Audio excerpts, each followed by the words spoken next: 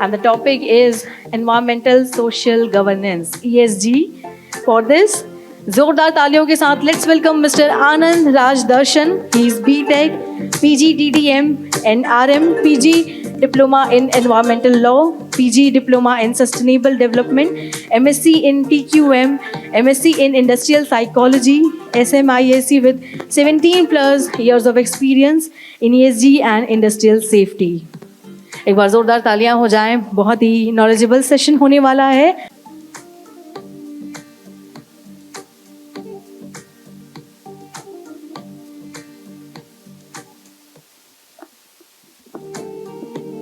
So, good morning, everyone. Before I start, I must say thanks to ISEI for organizing such an interactive session. And we all know, as an Indian, we aspire to become a global leader, Vishwaguru, and sessions like these acts as a building block for that ambition. Okay, so myself, Anand Raj Darshan, and I'll be speaking about ESG. Most of us must have heard about this, and as EHS has evolved itself throughout the journey, so ESG is one new concept that has come up, and very soon we all, as a safety professional, will get well versed with this topic. So सबसे पहले I must say why ESG is important. ये ESG है क्या? तो basically इसके importance को समझने के लिए मैं ये बताना चाहता हूँ we from safety we have a attitude of quantifying things. हम हजार्ड को भी रिस्क में क्वांटिफाई नहीं करें तो रिस्क असेसमेंट नहीं बनता. तो let me quantify ESG for all of you. For example, from this year itself, CEBI has launched BRSR for all the listed companies. तो सारी listed companies को अपने BRSR reports submit करने होंगे. So this is a mandatory thing. So we can understand the gravity of ESG for organizations. Those are listed. And very soon those organizations, they are not limited company or not listed, will come under this loop because they are directly or indirectly interacting with this organization. Secondly, मैं एक Deloitte का report आपसे share करना चाहूँगा. Deloitte is a business consultant और last year Deloitte के report के अनुसार 72%, the number is very huge, 72% of the organizational merger and acquisition failed just because ESG report was not acceptable. So we can understand ESG कितना impact करता है हमारी economic growth को. So moving forward,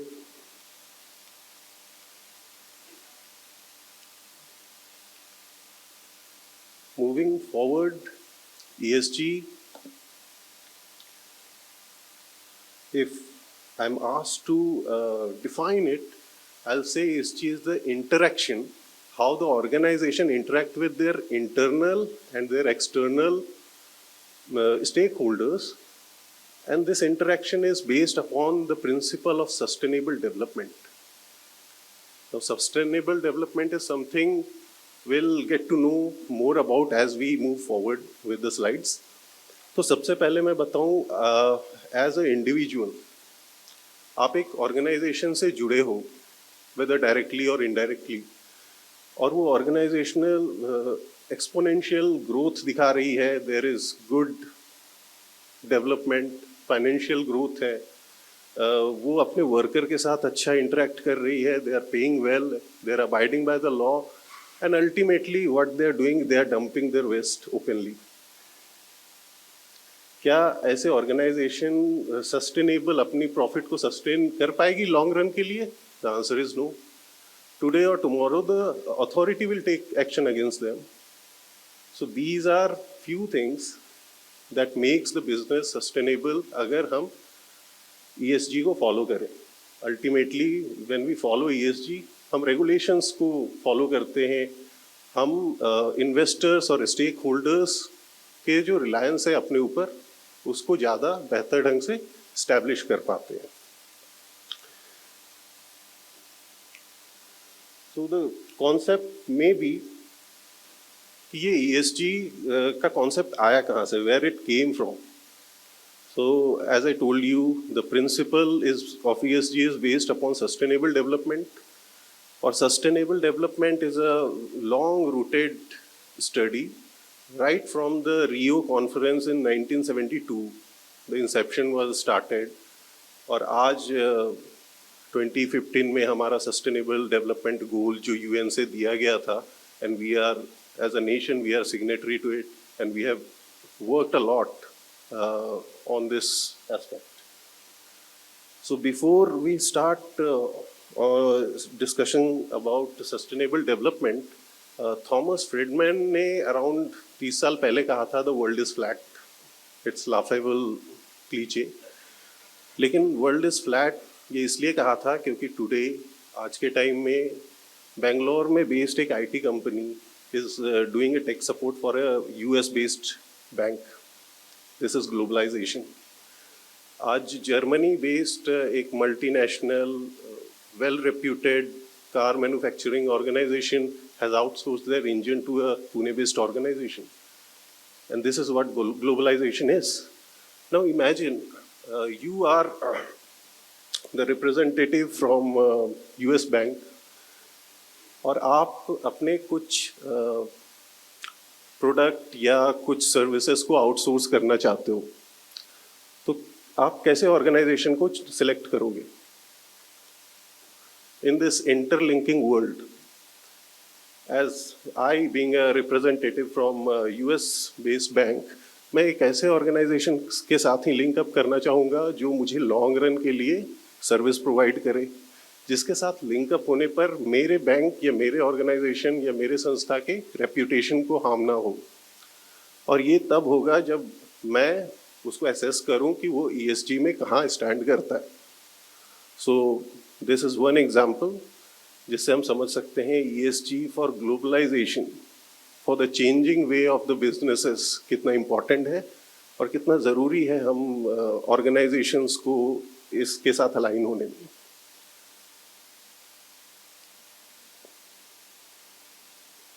So this is what we are talking about, ESG and globalization. They are interlinked. The more we understand, we adhere with ESG, we'll be more linked up with the global work market. We can interlink with the global business podium. जैसा कि मैं कहा था, ESG is the way we interact, is the way the organization interact with their stakeholders, whether internal or external, based on 3 pillars, that is environment, social and governance.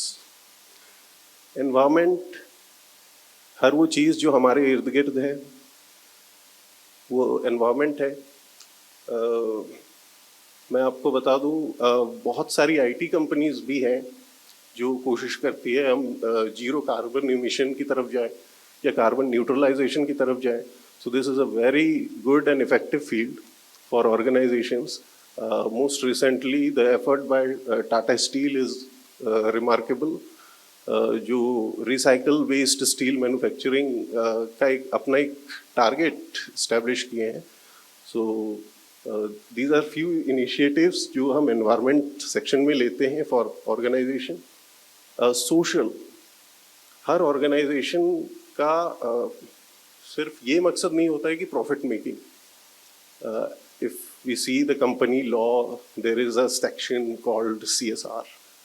Organisation itself has few responsibilities, और ये responsibility है कि हम society में कैसे interact कर रहे हैं, हम क्या दे रहे हैं सोसाइटी को, जहां हम इस्टेब्लिश हैं वहाँ क्या कर रहे हैं, कैसे हम अपने कस्टमर को कैटर करते हैं, and how we are benefiting the economical cycle of the nation or the state where we are established. तो सोसाइटी में वेदर वो वर्कर जो हमारे लिए काम कर रहा है वो वेलफेयर के स्तर पर सही है कि नहीं, उसको हम सही पे कर रहे हैं कि नहीं, उनके हेल्थ केयर सेफ्टी का पर्याप्त ध्यान दिया जा रहा है कि नहीं, ये कुछ सेक्शन है जो सोशल में हम कवर करते हैं. और governance is a top down approach. Whether CSR, the approach जो हम फॉलो करते हैं वो हम फॉलो कर रहे हैं कि नहीं, मैनेजमेंट एथिकल वे में काम कर रही है कि नहीं. And this is a very deep aspect. आप में से बहुतों को पता होगा 2 साल पहले गूगल जैसी संस्था को फाइन लगा था. दैट इम्प्लाइज कि व्हेन मेजर ऑर्गेनाइजेशन कभी कभी लैग कर जाती है अपने एथिक्स को फॉलो करने में, तो हमको कोशिश करना है कि गवर्नेंस यानी कि एथिकल वे में हमको ऑर्गेनाइजेशन को आगे ले जाना है. सो दीज आर 3 पिलर्स जिसके बेसिस पे हम ये कह सकते हैं कि हमारी संस्था ESG फॉलो करती है. ESG का इम्पोर्टेंस जैसा कि मैं बताया, आज के ग्लोबल इंटरकनेक्टेड वर्ल्ड में अगर हमको बिजनेसेस चाहिए, it's very important we follow ESG, ताकि हम इंटरलिंक्ड हो सकें वेल एस्टेब्लिश्ड ऑर्गेनाइजेशन के साथ. And this enables us in subsidiary benefit also. हम लोकल रेगुलेटरी अथॉरिटीज के जितने भी रूल्स एंड रेगुलेशंस हैं उसको अवॉइड कर सकते हैं. We can attract investors.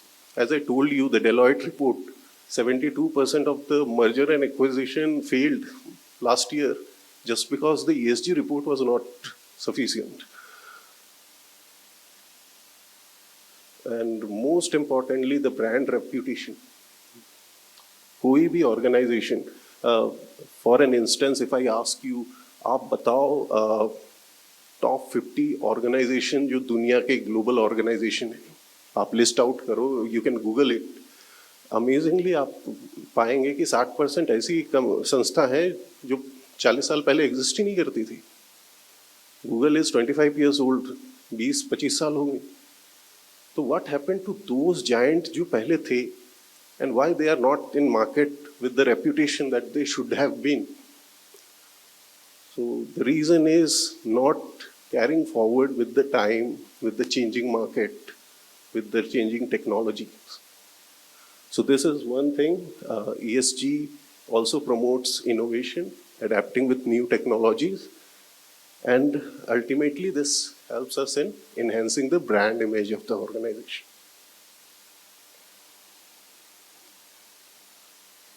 Uh, 2015 Paris में हम इंडिया वाज द सिग्नेटरी, जहां हम यूनाइटेड नेशन द्वारा सस्टेनेबल डेवलपमेंट गोल 17 गोल इस्टेब्लिश किए थे.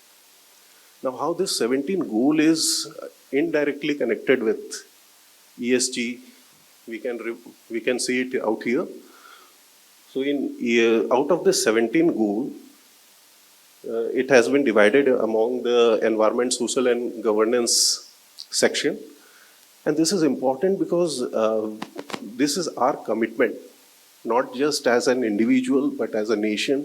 ये हमारा commitment है कि by 2030 हम achieve करेंगे अपने स्तर पर इन goals को.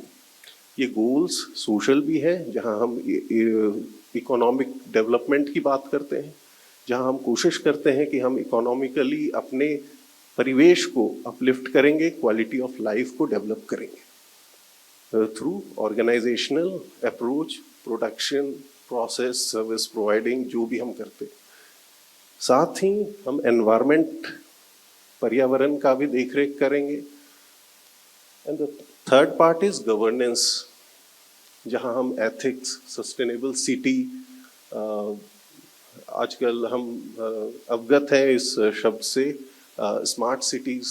तो ये सब हमारा गोल है फॉर द फ्यूचर, जहां हम अपने क्वालिटी ऑफ लाइफ को तो बेहतर करेंगे ही, बट हम ये ध्यान रखेंगे कि हमारे आने वाले जितने भी पीढ़ियां हैं उन्हें रिसोर्सेज की कमी ना हो, उनके लाइफ सिस्टम को अफेक्ट ना पड़े. Out of that 3 pillar, environment, social and governance, environment sector में एज अ इंडस्ट्री हम क्या कर सकते हैं? तो our focus areas for industries are, हम कार्बन एमिशन कम कर सकते हैं. सो अगर मैं बोलूँ हम सब ईमेल यूज़ करते हैं।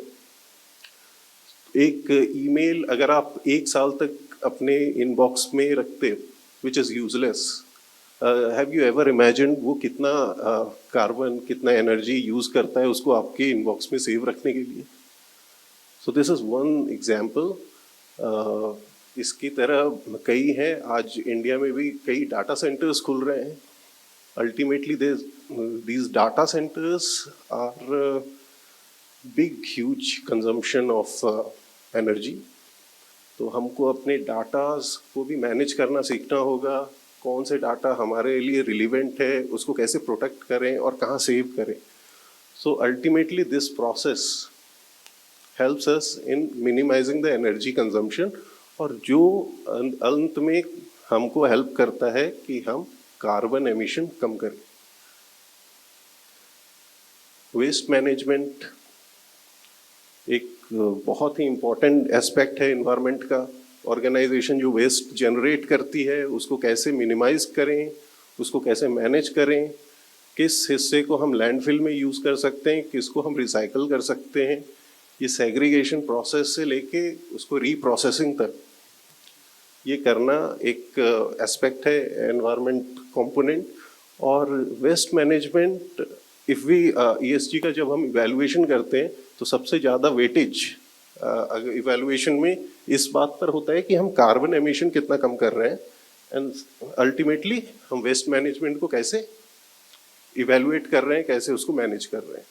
So these two components are very important in environmental theme of ESG. Moving forward, water usage, conservation, and energy efficiency. So we might have heard about ISO 50001 energy management system. तो इसको भी include करना अपने environmental component में is a part of ESG. Moving forward, moving forward, the social component. Employee wellbeing, जितने भी अपने internal stake holders हैं उनका वेलबींग, सोसाइटी को हम क्या दे रहे हैं, what are the CSR responsibilities that organization has and how we are fulfilling it is a part of social component of ESG. And even this component is includes a large number of stakes. बहुत लोगों को include किया जाता है। अगर हम इसको quantify करें तो हर organisation indirectly affects more than 3 times the direct employee they are interacting with. तो ये एक बेहतर एस्पेक्ट है, and this is also called important because economic, socio-economic development के लिए इस एस्पेक्ट पर ऑर्गेनाइजेशन को ध्यान देना बहुत ज़रूरी होता है। Lastly, governance. As an employee, governance basically we say is a top-down approach, जहाँ डायरेक्टर लेवल डिसाइड करते हैं कि हमको किस एथिकल मैनर में आगे बढ़ना है, हमारा मिशन क्या होगा, हमारा विजन क्या होगा, कौन से प्रिंसिपल को हम अडेप्ट करेंगे अपने मिशन को गेन करने के लिए। तो ये एक गवर्नेंस मेथोडोलॉजी है जो ऑर्गेनाइजेशन बनाती है at top level. As a employee, as a part of the organisation, हमको कोशिश करना है कि हम खुद को अलाइन करें ऑर्गेनाइजेशन के मिशन, विजन और प्रिंसिपल के साथ, and this mission, vision, principle should be in line with the objective that ESG rely on. ठीक है, तो आगे बढ़ते हैं। ये स्लाइड बहुत ही इम्पोर्टेंट है क्योंकि वो लोग जो ESG के बारे में इंट्रोड्यूस हो रहे हैं उनके लिए समराइजेशन ESG का ये है। तो बेसिकली होता क्या है, हम फर्स्ट क्वार्टर में देख रहे हैं कि ESG के प्रिंसिपल बनाते कौन हैं।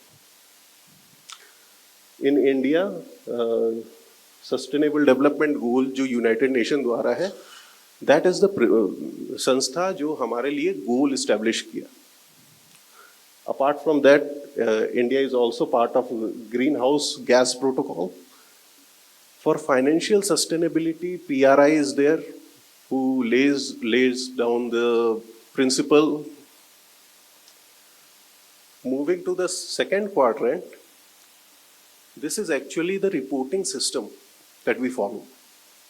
इंडिया में ये सारे रिपोर्टिंग सिस्टम हम फॉलो कर सकते हैं, whether it's GRI, SASB, BRSR, जैसा कि मैं कहा ये मैंडेटरी है सारे लिस्टेड कंपनीज को इस साल से. सो ये रिपोर्टिंग सिस्टम हम फॉलो करते हैं. तो व्हाट इफ हमारे पास प्रिंसिपल है, उस प्रिंसिपल के आधार पर हम अपना रिपोर्ट्स तैयार करते हैं. रिपोर्ट्स से हम सीखते हैं हमको कहाँ काम करना है, उसको रेक्टिफाई करते हैं. What is the third step? हम उसको इवैल्यूएट करेंगे from third party. So these are the third party जो इसको इवैल्यूएट करती है और हमको ESG में रेटिंग्स देती है. ऑर्गेनाइजेशन विथ A ग्रेड और gold grade rating from, for example, EcoVadis brings a big reputation for them. मैं आपको बता दूं, इंडिया में there are only 7 organizations, around 78 organizations ने फाइल किया था. Only 7 organization has been qualified for gold rating.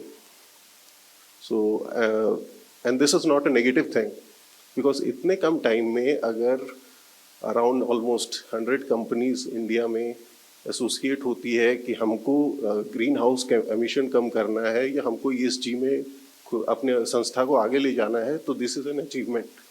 तो हमको इस नंबर फैक्टर को नहीं देखना है. The manner we are trying to change the way we are doing things is it's an achievement in itself. So I'll say, comparing with other countries, we are moving much faster in adapting ESG.